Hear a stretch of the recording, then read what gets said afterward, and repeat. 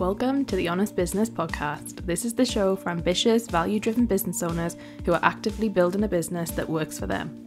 Hi, I'm May James, and I'm here to make scaling your business easier and more rewarding than ever. Each week, we will dive into simple, sustainable strategy and pragmatic leadership discussion to support you as you take imperfect action on your entrepreneurial journey. If you want to stay ahead, exceed your growth goals, and have a purposeful, thriving business, then keep on listening. Hello and welcome back to the Honest Business Podcast. This is episode 41. How are we at episode 41 already? I really do not know. What a fantastic episode it's going to be. Full transparency, it is currently very late that I'm filming this at night. I know I need to get this episode out to you before I finish for Christmas. This will probably be potentially the most listened episode of the whole year and it might be the worst quality, so I apologise now. It's Christmas, I've got family. People are having showers, people are doing all sorts. My recording studio, in air quotes, is in my office. I have a separate nook of my office that I do this in, but it is in my house, which is a fully functioning house. So please take that into account. And yeah, we are going to go through today 55 business, industry, predictions, forecasting, whatever you want to call them. These are my opinion. These are what I believe to be true. Just to kind of, I suppose, with all of these, I did an episode, I think it was midpoint of the year for this year, for 2022, and I did some predictions and it went down really well and people really enjoyed it. And I thought I'd do another one today. Before we get into it, just a bit of a backstory. This is part of my day-to-day job in the sense of I do a lot of trend forecasting, I look at a lot of research, I look at a lot of data, I collect a lot of data, I do this day in, day out. Is this my opinion? Yes. It's one person's opinion, everyone can do their own. Are my predictions normally very strong? Yes, I have a great track record. Obviously, things change, there's things that we will not know is going to happen, but this can be a really valuable episode to listen to because I do, I'm generally quite spot on. None of these are massive, huge things. So some of them you're going to listen and be like, oh, right, okay, well, that's not really anything new. No, it's not. But the point is about whether we're referencing it in the first place, okay? So that will make more sense as we go through. I've got them all on my phone. For those of you who don't know, this podcast is a one-shoot podcast. It's not scripted, we don't do edits, I rarely have any notes. I do have notes for this because I would forget 55 things. So I do have my phone with me with my notes app up. Hopefully there will be no repeats, but if there is, I am sorry. I will finish recording this and I'll be like, oh damn, there's more. And to be fair, I've cut this down, so it was 70 and then I went, no one needs to listen to 70, so let's cut it to 55, and even that's probably a bit long. But some of you will be very interested in this. Yeah. People say to me, you shouldn't do this for free. You should do a masterclass or you should do a paid thing, and I should, but I like to kind of give this as a free resource and, share it with people and share it with your network and on socials and things, because I know it can be really helpful. Also, this just to say, some of these predictions are for the online, business space specifically. Some of them are just businesses on a whole. Some of them are somewhat industry specific or niche specific, just as a kind of reference point. But most of this is tailored to kind of online business or businesses who have an online part of them, which is pretty much everyone now, right? So some of this is education type businesses or coaching or consultant type businesses, but I'm pretty sure if you're not in that kind of realm or niche, you will still find some really great key things from this conversation. So without further ado, let's get into it. Can we do this in one episode or is it going to be two? At this point, I really don't know, so let's see. If it's got a part one against the title, then we know it's two, but hopefully we can do it in one. These are in no order and I haven't categorised them. And the reason I haven't categorised them is because often I think that then it kind of gets too manipulative, and I don't want this to... The point of this isn't for me to present to you some kind of full meta-analysis or study. This is me just literally typing in my phone and giving them to you. And so they will be all over the place, and some will be marketing and some will be something and some something else. So just preference that and kind of feel into it and take what you need. So, number one, YouTube will rise. I really think next year we're going to see more YouTube coming into play. YouTube had a funny time a few years ago. It's then kind of come back. Obviously, they've got YouTube Shorts. But I think YouTube's going to really continue to to take center stage and to continue to grow. You know, obviously it's got a lot of competition, and short form video has, you know, had such a moment and such a rise, but there's still a huge need for YouTube, especially around the world globally.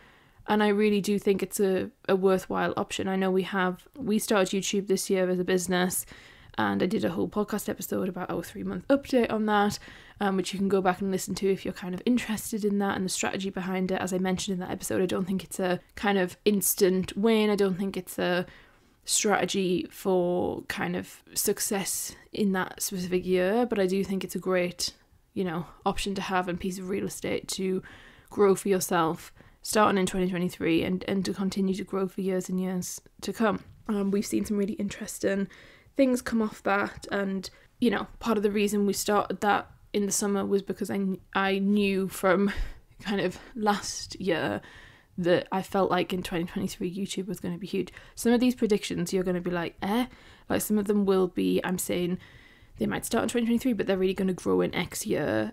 That's just because I have this weird intuition and I kind of feel into it. Some of you will think that's absolutely bonkers and mad and silly. Others of you will, you know, value that. As I said, I'm normally quite right with these things. So yeah, YouTube's going to be a riser.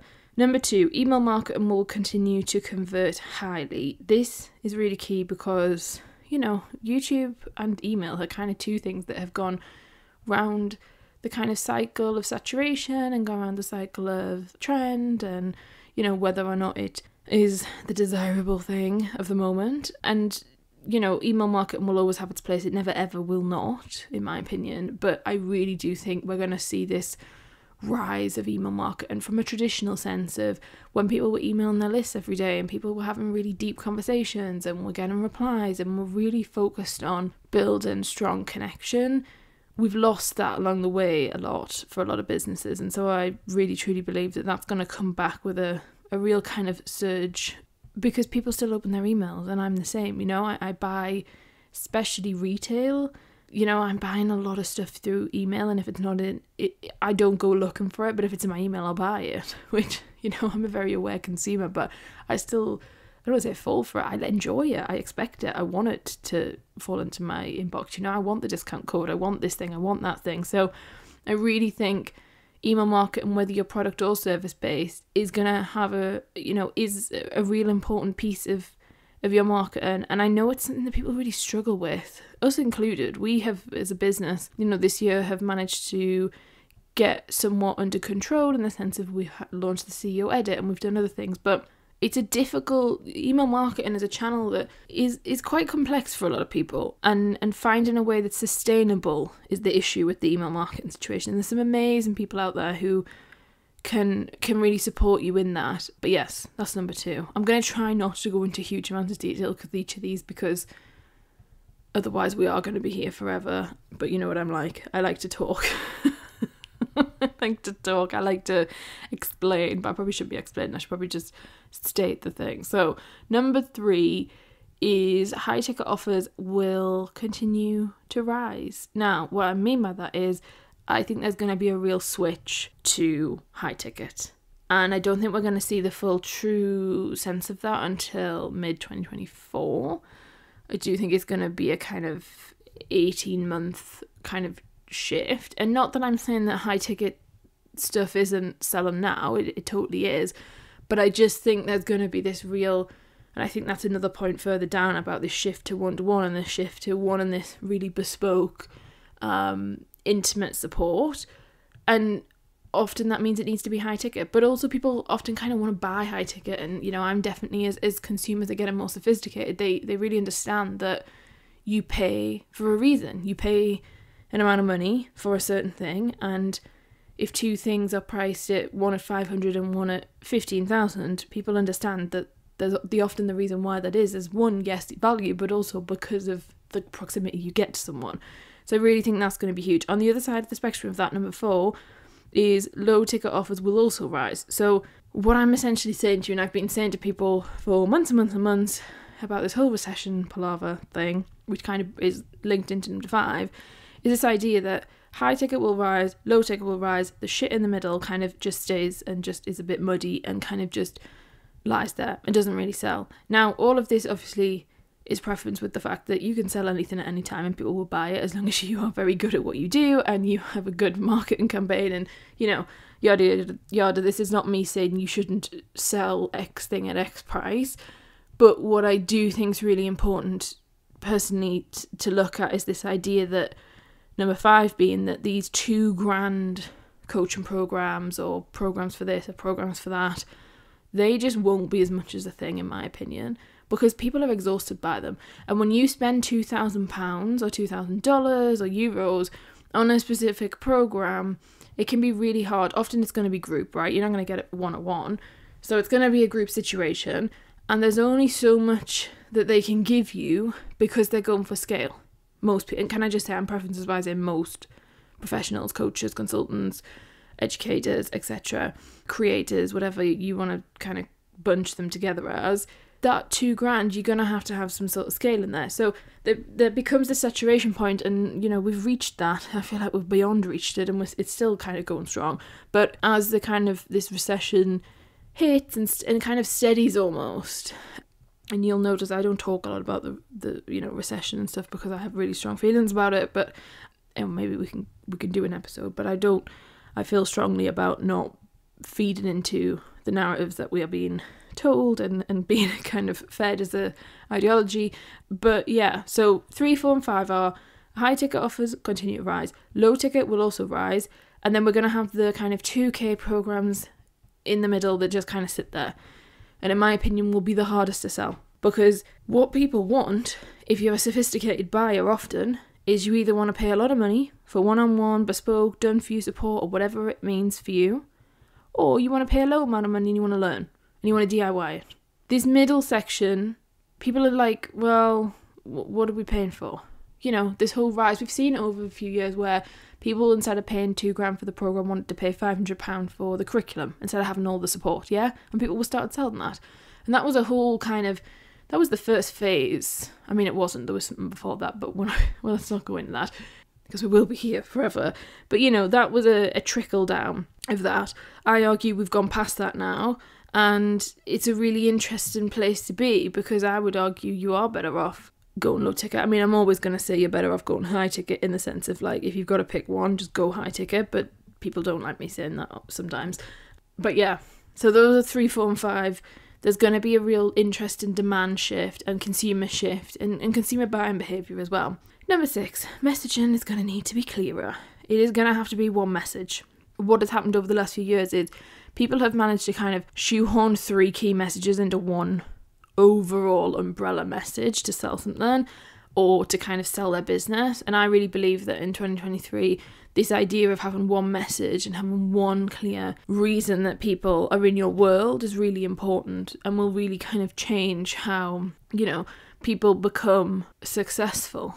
Because what's happened is, you know, there was this, and I'm not saying that it has to be a niche, by the way. Don't get this mixed up with, like, it has to be a niche. What I'm saying is it has to be a message, and the message has to be really clear, and the kind of authority has to be there, which is the bit that's often missing. So then people kind of stick to one message, but they only stick to it for a month, and then they change it again, so then it makes no sense, and then people are like, what the fuck is she talking about? And it gets very difficult, whereas I think it's about refining one message. You know, if you think about recession, again, coming back to that, when you know, if you come and do recession planning with me, the first thing I sit you down and say is, what are we positioning this as? And what are we positioning the next 12 months or 18 months? Because typically that, you know, after that point, the recession can kind of move on. So what's your key messaging for that specific moment?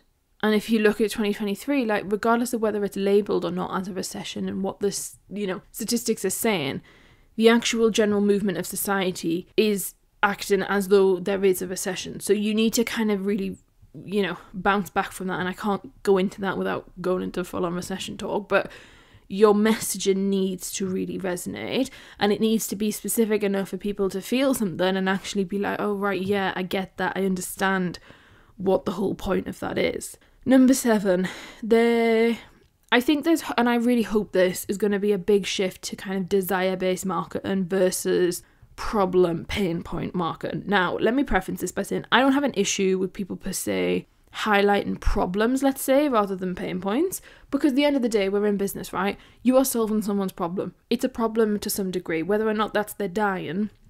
You know, that doesn't have to be the depth and the kind of severity of the problem, but we are solving problems. So I'm not against completely doing that whole thing. What I am against is this manipulative pain point marketing that is, you know, so far from the actual problem that it's just uncanny. But I do believe there's going to be a big shift to, you know, a much more positive, empowering message that's really going to connect with people, which is really important. So that's great. Number 8, there are going to be a lot more additions of guarantees into kind of programs and other, you know, courses or whatever you want to call some kind of educational learning situation, to help with certainty. So when we think about buying, and again, coming back to the recession piece, when you come back to that, ultimately, when you've got kind of lower appetite to buy, you've then got a higher kind of certainty need. So people then need a real level of certainty in order to make a buying decision. When they're not in a state of real paralysis in terms of money, then it kind of lowers, but it's really heightened at the moment, and it will be for a while. So people need that level of certainty, and so you're going to see a lot more people adding this in. Now, this panics me from a business perspective, because so many people are going to include stuff that they really shouldn't, or they shouldn't guarantee, or they can't guarantee. We're going to see that really shoots them in the foot 12 months down the line. I'm not against putting guarantees on things. I just think you've got to be so careful and really cleverly thought out and strategic, and it has to make sense for both parties, which often it doesn't when people do it. I'm just being honest. It often can be a real shit show. But, you know, it's basic human behaviour of, like, people want certainty, people seek out certainty, people are buying certainty, and so, therefore, people are going to add that into their offers to kind of help with the buying process. Number 9, there will be a rise in case studies and buying based off results. Now, what I mean by that is not that people don't do that now, but I mean really interesting, detailed, useful case studies, because people want to know depth now, right? People are really immune to being told random statements, and so people want to kind of go deeper and understand deeper. That doesn't mean that they want to read a massive paragraph on an Instagram post. That's not what that means. It means that they want kind of the nuance, the depth, the changes, the kind of subtle differences in each client or each person that you've helped. Like, they want to kind of see that person as a whole individual being, rather than just a figure and a statistic and a number or a quote. So I think that's going to be an interesting one that will continue to grow. Number 10 is going to be, there is going to be a real rise in this pursuit of excellence. Now, I am really happy about that one. However, and I don't want this whole episode to come across as me being cynical or depressing or, you know, passive aggressive. I try really hard not to be, because, you know, I operate in industries and also work with people in other industries who also experience similar things where it's not really always the best. I kind of, you know, I see a lot of the reality of what actually goes on. So, the pursuit of excellence. I think this is going to come from a really well-meaning place for a lot of people. At the end of the day, a lot of people are inexperienced, and what I mean by that is not in what they're actually doing even. It's just about their area of expertise, full stop. So there's just this real, like, people will try and become this, like, amazing thing, but then they're not in the first place, and so that becomes very difficult to kind of navigate. And so, but, you know, for the majority of consumers, they won't see it like that. That's just me from a really, like, you know, highly intelligent, advanced way of looking at things. For most people, they won't. They'll see it as really buyable and believable, and they'll really enjoy it, and they will buy massively into it. And so that is going to be a big thing, and there's going to be a lot of talk about that, and a lot of talk about legacy, and a lot of talk about, you know, how they're this and how they're that, and that is going to kind of cause issues for consumers in terms of buying, but it also will get a lot of people off the fence and will get a lot of people buying. So that's an interesting one. Number 11, this comes back to the idea around human behaviour and basic needs and what people need, but connection and acceptance will increase. So because everyone's having a kind of stressful time, the need for community is there. Yeah? So people want connection. They want to connect with people. They also want to be accepted into a group. They want to be accepted by a collective. They want to be accepted by a group of people. What that then means is community is going to be big, but it's going to evolve, right? So it's not just like old school build a community back in the day and build a business and have a Facebook group and everyone piles in the Facebook group and then you can nurture them, then you can sell them. In my eyes, I'm like, no, I literally, it makes me like kind of cringe. I'm not saying it doesn't work, it totally works. I'm not saying that you can't do it, you totally can. There's some incredible Facebook groups out there that do amazing things. But for the majority of people, like community is really going to shift and evolve. And this idea of community meaning something different is going to happen. And that's exciting. What I'm excited about that is to see how people innovate. People will really innovate next year what community means. People will change how people feel acceptance and how they feel connected to one another. And that really excites me because I think that there's a need for that. We're yearning for that, you know, like remember the joy of a Facebook group like 10 years ago. That was mega, yeah? But right now, that idea and that format of community doesn't really appeal to a lot of people and certainly doesn't really appeal to me. But I think there's so much capacity and room for that to grow and to kind of expand, and that really excites me. Number 12 is that less is going to be more when it comes to kind of sales pages and building value into programs and things like that.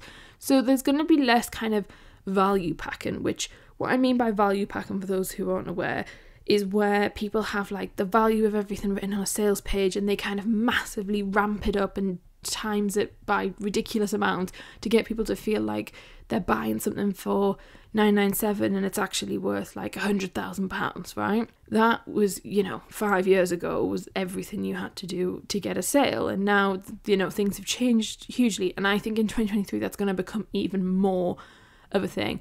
I had a really interesting situation where we were deciding what are we doing for Year of Clarity this year. We launched Year of Clarity. For those of you who haven't seen, you can go to www.madejames.com/Year of Clarity to understand what I'm kind of talking about. I had a discussion where I was like, well, do we put value? Do we create value on it? Do we not? And what we ended up going with, I mean, throughout the business full stop since the life of it, I have refused to inflate value for the sake of putting it on a sales page. That to me does not feel integrity, does not feel good. So I've never done that. But what we have done is we've put value on before, we've not put value, we've not stated any value. When we build an offer internally in the business before it goes public, we use values in it anyway in terms of how we then price it and how we then pay me for it. There's a whole host of things I do, but that's a separate conversation. So everything has a tender value anyway. It has a cost to the business, it has a cost to me, it has a time cost, it has a whole thing that happens essentially that we can go into another day. And so for Year of Clarity, I was like, right, we already had these values listed out because of this exercise we do internally anyway. So I was like, let's just run with that.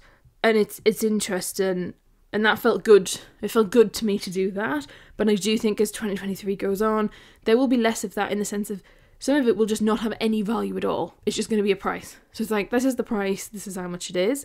I also think we're going to see shorter sales pages. I think we've definitely started seeing that this year, but I think we're going to get really short and stripped back and be kind of just very rough and ready, because people want that, right? They just want the information. Like, all I want is information. I actually love when someone gives me something that isn't even a sales page and it's just a Google Doc. I love a Google Doc where it's like, this is the thing, this is what it is, here you go, here's the application, here's how you buy, here's how you pay the money. Like, I love that personally. I just find it so easy. I don't want to sit and read a massive long sales page. Obviously the offer is dependent, but especially if it's like a high ticket offer, I love just like a Google Doc. I just find it very user friendly, and I think that will translate into sales pages, but they'll become a lot more, less fluff is ultimately what I'm saying. 13. Oh, this one sounds quite nasty. I don't mean it to be, not nasty, but quite rude. Basically what I've wrote is I'm being honest on here. God. I've put people trying to be thought leaders and not influencers. Now, what I mean by that is people are going to apply what they have learned in their online business. So a lot of people have, if we look at growth cycles and where people are, there's a hell of a lot of people in the online space who've been in there now for 3, 4, 5, 6, 7 years. And a lot of them have had a great success. You know, if they haven't, then a lot of them aren't here, full stop. So people are now kind of like feeling quite excited, but often a bit bored, and they want to move on to something. And so what happens is they're probably gonna try and apply it to traditional business. So they're then gonna kind of reach out and do something traditional, or buy a business, or partner up, or invest in a business, or do something around that. And, you know, try and use their expertise and show their expertise, and probably use that as an exercise on their personal brand to kind of help people understand and be like, hey, look, I built this business, and now I'm going to build this business, and yada yada. And I've put on here, which I don't know if I should read out, but it says, and probably fail badly, which sounds really awful. But what I mean by that is, I am not saying that if you build an online business, you're not building a real business, because that is not true at all. Full stop, is not true. People are building online businesses that are massive companies that are doing amazing, incredible, unique, amazing things. However, what I will say is there is a difference. And because I work with both online business owners and I work with just random businesses that are like not online and, you know, just really traditional, there is a massive shift and a massive difference. Am I saying that you can't do it? No, not at all. Like, you totally can do both. But I think it's just going to be interesting to see from a marketing perspective how much people then use that as kind of building authority and building this kind of credibility layer under themselves, which, I mean, people like myself will probably see straight through. But for, again, other people and other consumers, they won't. They'll see it as amazing and fantastic and will be obsessed with it. And yeah, that's just that's a thought from me. Number 14, this is exciting. There are going to be a lot of collaboration. So 2023, I really feel like it's going to be the year of the collaboration, and I think it's going to kind of go on to 2024, kind of the first half of 2024. So what I mean by that is people will kind of join forces, collaborate together, hook up, match their skills, kind of really just get connected to each other. And this all comes, from my opinion, this comes back to a number of things. One, people wanting connection. So what we mentioned before about people want connection, I also think business owners want connection. So often a lot of us work on our own. Yeah, we might have a team, but we deliver on our own, or we work on our own. People want connection. So there's a point where there's business collaboration, where the people actually running the businesses want to collaborate. But then there's also this element of people want a good deal, right? So people in 2023 are going to want a deal, especially in this whole financial situation, etc. Like, people are going to want a deal. So part of me is like, yeah, this is going to kind of roll one way. And it's going to be that, you know, if you can connect together, often you can make really amazing offers and you can create things that really make sense. And so that's what I kind of think is going to happen. And I think there will be a lot of collaborations. And I think it's a really good thing. I think it can work. I also think it can be completely disastrous and can be really not well done. But I think if it's executed well and it is a good fit, then that's really important. If you want me to do an episode on collaboration and what my advice would be, maybe just, like, drop me a message, because I'm happy to do that, because I do think there's a real, not blueprint, but there kind of is around like what the do's and don'ts are and where you need to be careful and what you need legally and etc, because it can go very bad very quickly, but it also can be absolutely amazing. Number 15 is short-term containers are going to be popular. So this has kind of started this year, really. But, you know, one-off workshops, one-off courses, mini courses, day events. The kind of rise of short-term containers will be big. Again, it comes down to cost a lot of the time, although it doesn't have to. You know, we have short-term containers that are, some people would say were rather expensive. You know, we do a CEO strategy day, which is a 1 month container. That's £8,000. But, you know, a lot of people will also be able to facilitate a 1 day thing that's like £97 or something. So I think the value of a short-term container will massively be present and will rise. And I think it's kind of nice, because I suppose since COVID, that's kind of also been a reason why, you know, this hasn't been able to happen. I will go on, though, later on about long-term containers and why I think those are going to be like the key players. But it kind of matches with the kind of 3, 4, and 5 we were talking about before, about the kind of lower ticket items and the high ticket items. It's that kind of vibe. Number 16 is that there's going to be a deeper connection point in the sales process. So what do I mean by that? This is interesting. So in a normal sales process, what we're going to see, I believe, is real deep, intricate, personalized connection points that are sprinkled throughout the process. So let me give you some examples. That's going to look like sales calls. People are going to actually get on sales calls, because I know that's been a whole thing for a few years where people are like, whoa, don't want to get on a sales call. And I'm totally for, like, you don't have to get on a sales call. There's plenty of people I won't get on a sales call for. And what I mean by that is like programs or business, like, you know, I have, my time's really bloody precious, so I'm only going to get on a sales call if, like, I'm really happy to. But I think that's going to be huge. WhatsApp personal phone messaging, we've definitely seen that happen this year, where people are, I mean, again, it's a marketing thing, right? People are like, oh, here's my personal number. I mean, if you've got any sense, you just get a business SIM, yeah? It's not going to be their personal number, but whatever. Some people, I'm sure, it probably is their personal SIM, which, God help you, like, I really don't think that's a great idea. But whatever, personal choice. But the whole point of this WhatsApp personal messaging thing is it's about connection.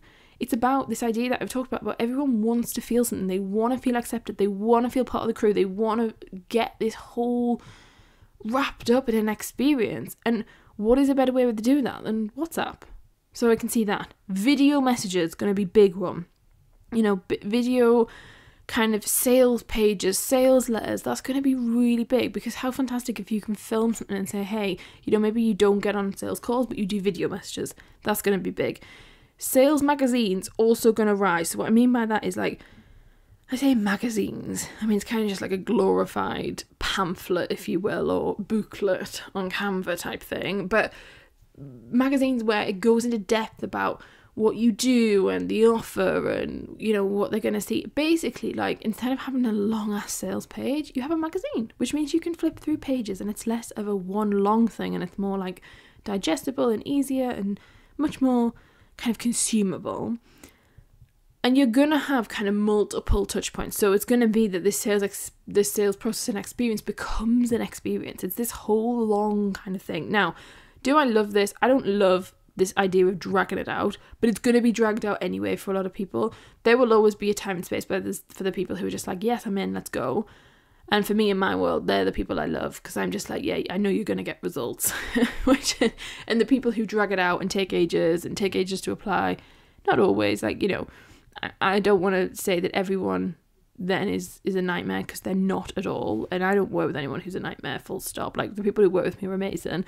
But I do think there's going to be this need for a deeper connection and a deeper touch point. Number 17. Done for you services bundled together, agency build outs, that is all going to continue to rise. We've sort of started to see that this year at a kind of grassroots level. It is going to get much, much bigger in 2023, 2024, 2025.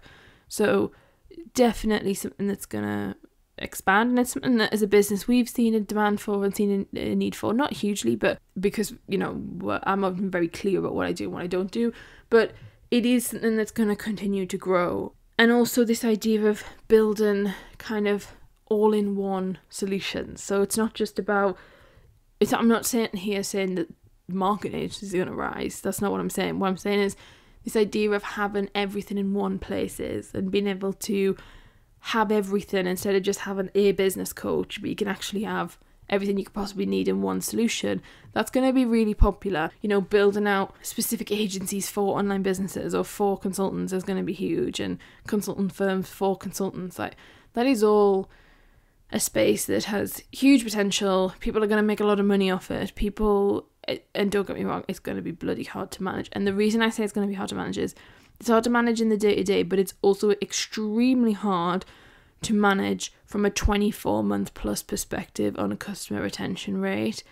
It's going to be difficult. It's not impossible. Some people will do a fantastic job and make a hell of a lot of money, but it is going to be take a lot of time of backwards and forwards in managing, and the management structure and the leadership structure that's going to have to be set inside of the business will massively impact the profit margin.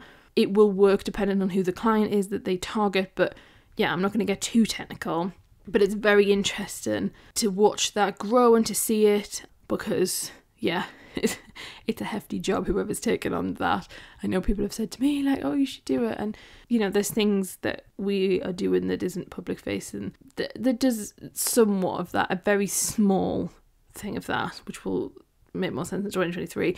But I am not interested in building this, like, all singing, all dancing, massive, huge, like, I have an image for it in my head, and I probably would invest in, if someone came to me as a business partner, I potentially would go down that route, but doing it on my own is just an absolute no. It's a no for me. But it, you know, whoever does it, and many people will, because there's room for multiple, which is what makes me excited, right?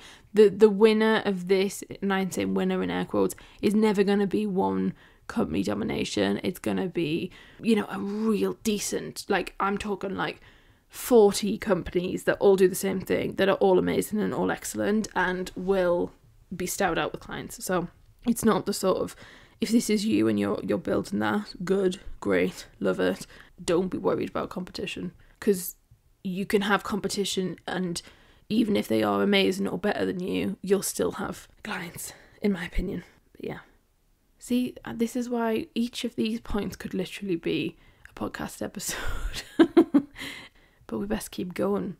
So number 18 is that lead times get longer. So that's what I was talking about before, and, you know, for customer acquisition. So if you think about how long it takes you to get a client and how long it takes for someone to come into your world and see you and know you exist in the world to then buy in, hopefully you've got some figures around that, and hopefully you know how long that takes. And if you don't, that's a piece of work you need to do and make that a priority in 2023. That is going to get longer. In my opinion, it's going to get lengthy, and it already has done, right? This year, that has already happened towards the end of the year, definitely, but it's going to continue, which is why having support and having people like me who do what I do is so key, right? Because I've said this a couple of times, of this idea that when people are investing in someone like me, right, for next year, for 2023, the payoff for them will be in 2025, personally, I think, if they can stick at it and they keep like, they are committed to doing what I'm telling them to do, and they'll keep going at the rate I need them to, and that they will commit even when it doesn't make sense to them or they can't see why the hell I'm telling them to do something. That will, I think, be the real kicker, because this customer acquisition lead time thing is going to distort a lot of business owners, going to make them really confused, it's going to get people making decisions that are really not right for them. And you can only see that with hindsight, right? And you can see that when you're one step removed, and that's why I kind of exist, and why, you know, my work will be immensely helpful next year, and it's going to really save a lot of businesses. Ultimately will be what happens. And I know if you're listening and you hear me say, you know, what I tell them to do, that sounds very kind of one-sided. What I do is a collaborative approach, 100%. You know, I don't run their businesses, they run their businesses, but often you get to a point in business where you know what you do, you know that you're great, you know you're amazing, but you do just want someone to tell you what you think they should do. And they come back to me and they say, I don't want to do that, or actually I want to change that, and what's the other option? Because I can present about 4 different options and solutions to one kind of roadblock or problem, and they choose which one they want to go with, and then we run with it and expand out from there. But you kind of, I don't know, I think people who have an issue with this whole advisory thing of like, oh, I just think that's very like codependent. It's not codependent. Full stop, it's not codependent, because of the way we facilitate, and because of, and actually we've got a really interesting client testimonial where she talks about this, how she, when she doesn't need me anymore, she can leave, and then when she comes back, and then she, like when she needs me again, she comes, and she says how like uncodependent it is, and how much it makes her think for herself, which I get doesn't make sense when you're hearing me say, I'm saying to them they must do this. But yeah, again, whole other conversation. Goodness me, this episode. I hope you're enjoying it. I hope it doesn't just feel like I'm like word vomiting out to you, which I technically am. But you need to be in my brain. This is kind of like a conversation where you're kind of just hearing me in my brain doing my thing. So lead times will get longer. Number 19 is not new, and this is going to continue to happen more and more, is people will quit their businesses. They're going to leave the space. They are going to come back. I really truly believe people are going to come back. We will see a comeback. I think comeback will probably happen in 2024 for a lot of people, but the comeback will happen. People are often going to go back to a side hustle and then do work as well and have a job on the side, which I think is a great idea. Can I just say this, right? I think it's a fabulous idea, and so many people don't, or so many people see it as like a bad thing, or they don't see it as good. I really think it's great, because a lot of people are not cut out for entrepreneurship 100%, like 100% of the time, or like the 100% of the income thing. And I don't blame them, right? Like, it's not a bad thing. And I think the quicker we move away from this idea that if you don't do it full time, you're not as much as a worthy business owner, it's a load of rubbish, right? Like, go and have an amazing job, go and have a great career, have an amazing well-paid job, and make a shitload of money from your business. Like, that is an absolute dream, in my opinion. Like, I think that is great. I think it's really positive. Lots of product-based businesses are going to die, and I feel really bad about that, and it's really sad. We've seen that a lot this year, you know, the whole kind of COVID phenomenon that went on, and the kind of remnants of that now. I just think small businesses in general will really struggle, and the reason they struggle is because of lack of education, lack of knowledge, lack of understanding how to run a business, lack of all of the things we're talking about in this episode, the messaging, the marketing, the full understanding of what the hell they're doing, the long-term strategy, their growth plans. All of this stuff seems so simple and makes so much sense when I'm explaining it or when other people are explaining it, and I pride myself on being really simple and making things really clear and make total sense. But I understand that if you are not constantly doing that, or you do not consistently make time and space for that, it quickly becomes the hardest thing on earth, and it quickly becomes something that you think you're doing and you're not, or you think you're really good at and you're actually really shit at.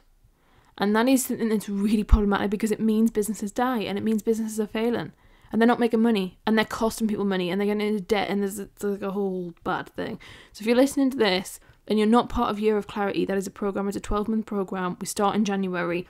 You can join www.mayajames.com/Year of Clarity. We did the program this year. We had some amazing results. We had some really great feedback. There's lots of feedback available on Instagram. You can see it on the sales page. There's some. Come and talk to me about it if you're unsure, but join that program if that speaks to you. This idea of like, you know that you're just not going to do the shit you need to do. Like, yeah, that's a whole, we can talk about Year of Clarity some other time. Well, you know, Year of Clarity, I think in the last episode we touched on it actually.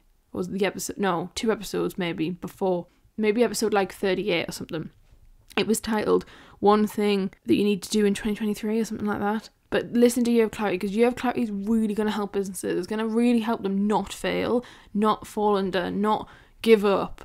Because I don't say giving up as that it's a bad thing. I just mean because people give up because they can't see any other option. Whereas I'm sat here like, you've got a bloody 10 options, but you don't know what the 10 options are. And whilst I can't, you know, help everyone, you know, on a massively deep level, I can really help people stay the course and know what they're doing. So that's really important. Right. Number 20.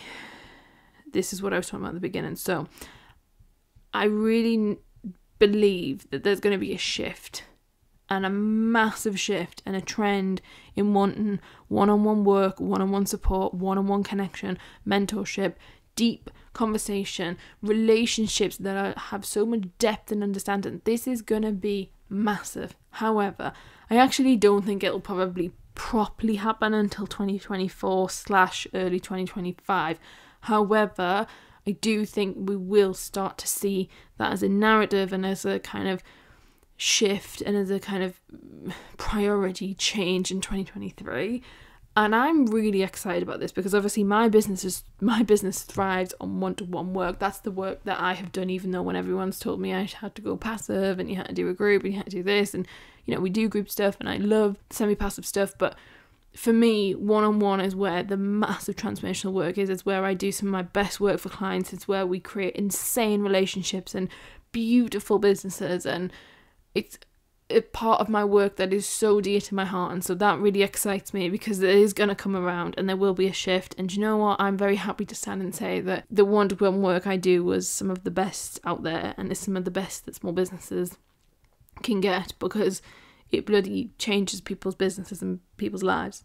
It's massive, in their communities and things. So I'm very excited about that, as you can probably tell. Number 21, in terms of buying and sales, people are gonna, again, buy more from like real life, honest, wholesome people.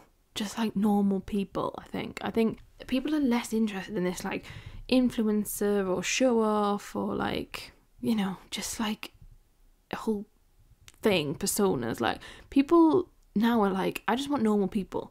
And I'm like that. I just want to feel really connected to someone on a deep level, and do really great work. So I think it's kind of going to be more about girl next door, raw, unfiltered vibe that is just really kind of sophisticated as more. It's not that I'm saying people want people who like look horrendous or like are not interested in aesthetic, because they are interested in aesthetic, and aesthetic will always work because it's about aspiration. But what I mean is it's less about this, like, I suppose it's like new money and old money vibe, yeah? It's like this idea of this more refined, more understated kind of approach is gonna become a lot more kind of pleasing, which excites me. Number 22 is, I think there's going to be more apps created with communities inside of them, which is really exciting. So basically people building out platforms that hold community and a version of community, and also probably hold other things in them, like for example for specific industries. So it might be, for coaching industry, and building these kind of end-to-end coaching platforms, which, so many people have tried to do, and with various success, and none of them have really massively taken off, and there's been, millions of pounds sunk into them. It's a really hard thing to get right, and it's a really hard thing to do well. But I do believe there's a market for it. I really, really do. I think one of the last points is about done all-in-one platforms and things. Like, there is a need for it, but I just think it's really difficult to perfect and to kind of nail. But I do think we're going to see more app-based things and more kind of communities forming within them. Number 23, I believe we're going to have this more, like, the merch culture is going to continue and probably rise again. I think that went through a period of rising and falling, but I think, brands are really going to tap into the value of their brand and the value that their brand has as an aesthetic and as a lifestyle and as a kind of movement and as a message. And, we talk a lot now in brand strategy about what is the value for the brand, for the customer and the consumer? Like, what does the brand mean beyond whatever it is that they're selling or that their key message is? Like, what is the kind of non-business related function of it? And I think we're going to see that massively come out in terms of merch. And, we've seen that a lot this year with cafe culture. And cafes have really had a moment of being able to really optimize that, which is fantastic for them because it's become an income stream and a revenue stream that doesn't rely on people often, in the sense of profit margins and things can be really great, and it can really help people stay afloat and stuff. And I've definitely helped a couple of clients this year in terms of creating a passive revenue stream via, merch and things that really make sense and that sell and that it works. I'm not saying it's the easiest thing ever. It's easy to set up often, but it can be hard to get right and to really nail and be aligned with the brand. But I do see that becoming bigger and bigger and continue to rise. Number 24, this was something we talked about in the last predictions, I think. The rise of sales teams and people helping with kind of people selling, but it not be the person who owns the business. So basically this idea of how do we outsource sales, because there's many people who are running 7-figure, 8-figure businesses and they're still the kind of head of sales, and that's fine. There's nothing wrong with that per se, but some people don't enjoy it and they don't want to do it. And so we are going to see the rise in this kind of, the rise of hiring sales assistants and sales teams, and how do we make that work longer term, which is the biggest issue everyone has. Again, I think we talked last time about agencies and, done for you sales agencies, which again, I am not doing. Someone else asked me, they're like, why don't you just do it? I'm like, I'm not doing it. I have lots of ideas for it, but I am not the one that's going to execute that. Whoever does it and does it well will make a shit ton of money, but it is very difficult to do well. As many people, some people have tried it, and I, fair up for trying, but I think people quickly realise that it is a real mind game. But someone will do a really good job of that. And again, that's another thing where they can be multiple, and it's not going to be an issue. So if you are really going on that mission of creating something, good for you, because there is plenty of room for it, like massive room, and you're kind of creating your own kind of micro industry within that. So hats off to you. Number 25 is the rise in traditional PR being used to show credibility. So that is going to really shine in 2023. People are going to really look for other avenues and want to kind of build their business outside of the online space ultimately, and they're going to want to kind of feel validated from a different perspective, because what happens for a lot of people is they feel, they reach a point where they are validated in the online space and they have success, but then they feel like they're less than, or they feel, this imposter syndrome around real business. And I'm saying that in air quotes. I'm not saying it's not a real business, as I've mentioned, but, that can be the kind of feeling both internally and externally of the industry. So that is going to be, traditional PR is really going to have a moment. Again, I mean, none of this has ever gone away, but I think that's going to be utilised a lot more. And PR in general, I think in 2023 we'll have a big movement, because at the end of the day, PR is a thing that takes time. Yeah, it takes time, it takes effort. So you've either got to pay someone to do it, or you're going to do it yourself, which a lot of people will have a lot more time, because they might not be booked out with clients, or they might be, streamlining things. So people are going to have more time to do it. It's not unlike surprise as to why it will boom. It will naturally. That will be something that happens. Number 26, LinkedIn will continue to grow massively. I truly believe this. It's really going to be massive. I'll share with you actually an anecdote, because you might find this interesting, and I'm happy to share it. So LinkedIn was on our thing that we had to do this year. It was like a really big thing. I have quite a big following over there, but we don't actively utilise it. We don't sell through it. There's a whole things that we don't use. We're basically just like hemorrhaging money from not using it. But there's a whole host of reasons why we haven't got there yet, which I'm happy to share in another episode. But yeah, LinkedIn has massive potential, huge potential. And it's not just for traditional kind of B2B. So if you're doing something that isn't B2B, please do not think that you can't use it. So many people in a whole host of bizarre industries can use it, and they use it really, really well. And actually, if you are a bit obscure and you have got something different, that does so well on LinkedIn. And if you're looking for smart, intelligent people, or you're looking for people who have, money to spend, then often it's a great place to start. So yeah, LinkedIn is going to be massive and going to continue to grow. And I think LinkedIn will continue to grow for like years and years and years. It's such an untapped platform. It's such a kind of goldmine of money, essentially. Like, that's just waiting for people to be found and connected. And it's a fantastic platform. That's really nice, actually, that it hasn't been kind of overtaken, or it hasn't kind of gone down a weird circle. Like, it's a really great, marketing option, in my opinion. And I think so many people can utilise it who aren't at the moment, which is us included. It is very much on the list for 2023 for us as a business, which is I'm excited about. It's been frustrating because the person who's like the visionary and the person that like sees all the things, like we've had a strategy for LinkedIn written for nearly a year now, but we haven't been able to execute on it, and that's okay. And yeah, hopefully that shows you that it's okay if you can't do everything that you want to do, because I'm sat here saying, yeah, I haven't, and I've still got a team, and we still don't get there, because if we don't get there, we don't get there. And I refuse to push at a rate that is unsustainable, or that doesn't make sense logistically and strategically for wider vision and, wider things we're going after.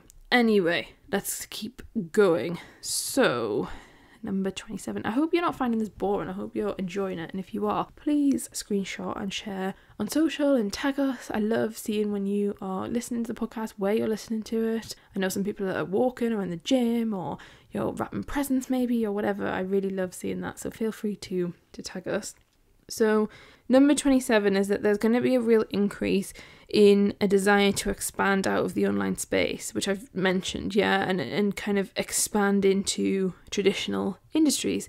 And that is something that will be an innate feeling for a lot of entrepreneurs, because they're like, well, what's next? And people get bored, and that's okay. There's nothing wrong with saying I'm bored of my business. People get quite scared, and they come to me often when they're at that point, I work with people, some people have been doing it for like 10 years, 15, 20 years, and they're like, John, I need to do something else. And whether that's they're in a traditional industry and they want to convert to an online business, or it's the other way around. And either way, it makes sense, right? It's human nature, and it's intrigue to want to kind of continue that and continue growing. Number 28 is there is going to be an increase in the sustainability rhetoric around profit sharing. So hear me out on this one. And I don't want to come across as really negative on this, but I just want to, let's go into it, and hopefully I won't. Anyway, so sustainability is obviously really important for businesses across the world, no matter what size you are. It's very, very important. And there's so much, sustainability. And what I mean with that is from the eco side of things, not just when I talk about sustainable business, I mean in terms of sustainable growth. What I'm talking about now is more about the world and the environment and, the things surrounding that. It's not just the environment.